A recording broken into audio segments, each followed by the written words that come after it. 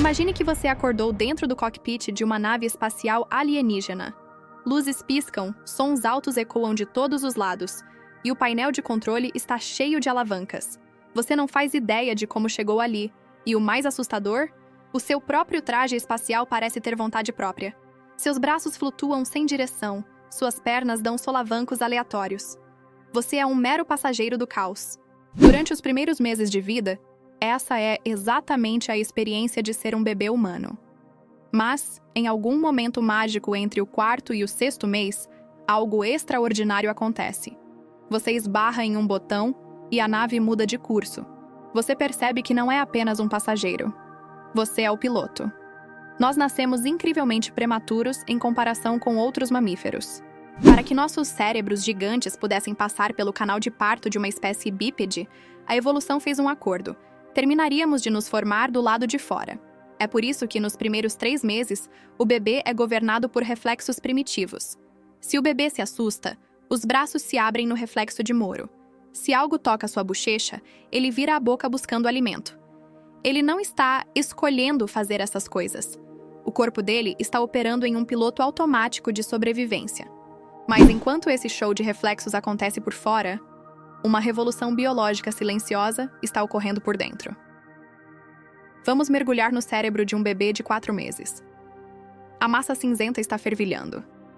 O cérebro começa a fazer uma poda rigorosa, como um jardineiro cortando galhos inúteis para fortalecer a árvore principal, enquanto simultaneamente inicia um processo chamado mielinização. Imagine que os nervos do bebê são fios elétricos desencapados. A mielina é a fita isolante de gordura que começa a revestir esses fios, descendo do cérebro para o pescoço, braços e, finalmente, pernas. É essa fita isolante que permite que o sinal elétrico de mexa o braço viaje rápido o suficiente para que a intenção se torne movimento.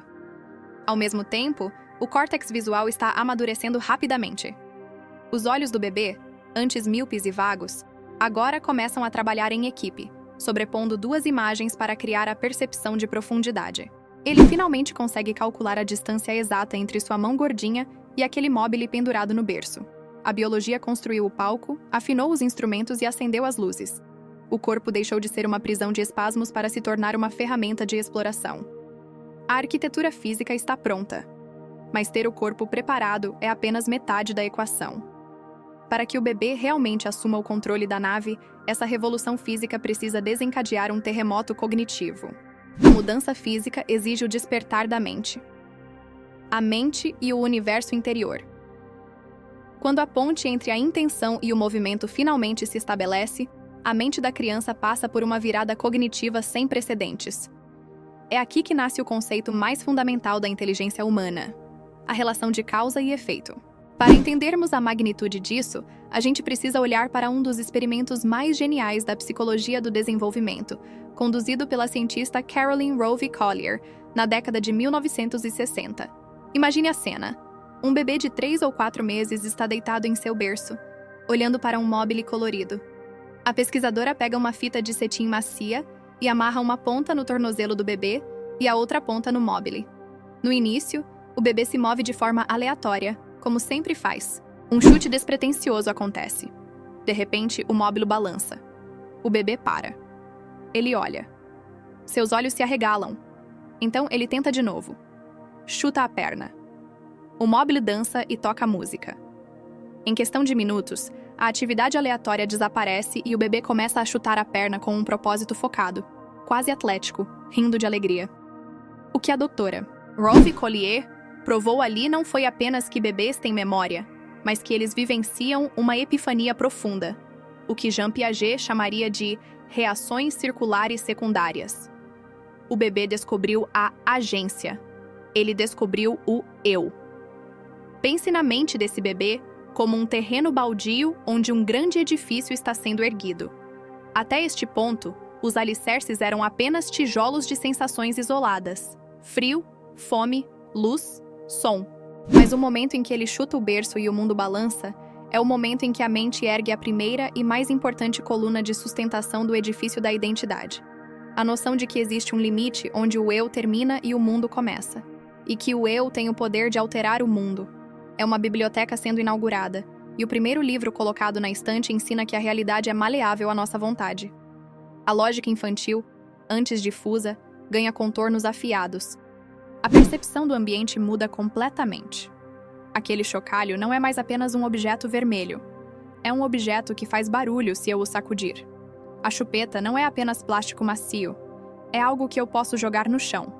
O cérebro deixa de ser apenas uma esponja passiva de estímulos para se tornar um laboratório de testes empíricos. O bebê virou um pequeno cientista, testando hipóteses físicas o tempo todo.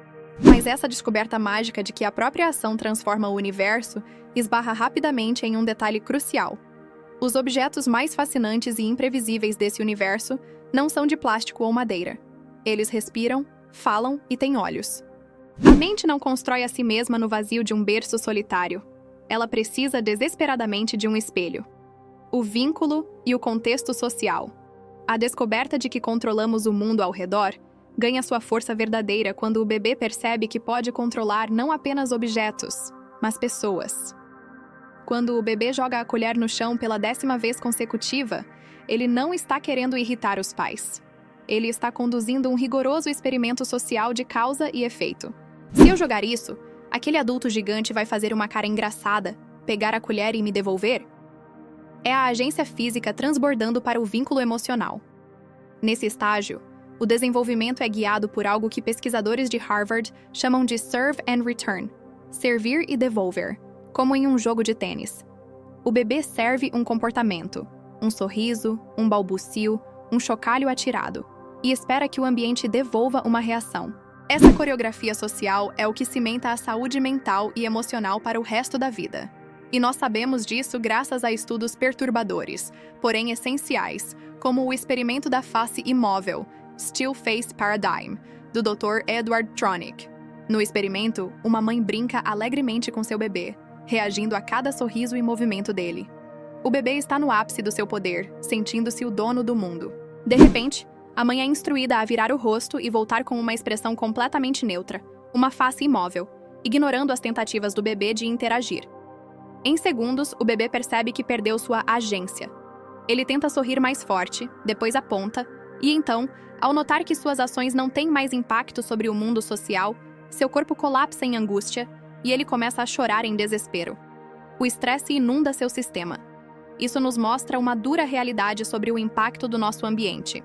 Ambientes de extrema negligência, onde o choro e a ação do bebê nunca geram resposta, seja por depressão severa dos cuidadores, institucionalização em orfanatos precários ou desigualdade extrema que exaure os pais, ensinam à criança uma lição trágica: o desamparo aprendido. O cérebro entende que suas ações não importam. A biblioteca mental arquiva o livro da impotência. Portanto, a aplicação prática dessa ciência profunda é incrivelmente simples e urgente. Como sociedade e como indivíduos, nossa tarefa é validar essa pequena faísca de poder. Precisamos deixar que os bebês tentem, errem, derrubem, chocalhem e rasguem. Quando o bebê atira o brinquedo e olha para você, ele está perguntando: eu existo? Eu importo? Eu causo impacto no mundo? Ao reagirmos com paciência e engajamento, respondemos a essa pergunta ontológica com um sonoro sim. No fim, a jornada de um bebê descobrindo o seu poder aos 5 meses de idade é a poesia mais crua da condição humana. É o nascimento da nossa capacidade de sonhar com um futuro diferente e agir para construí-lo. Porque antes de erguermos cidades, escrevermos sinfonias ou viajarmos para outras estrelas, todos nós fomos um dia apenas pequenos astronautas aprendendo, com maravilha e alegria, que um simples chute pode fazer o universo inteiro balançar.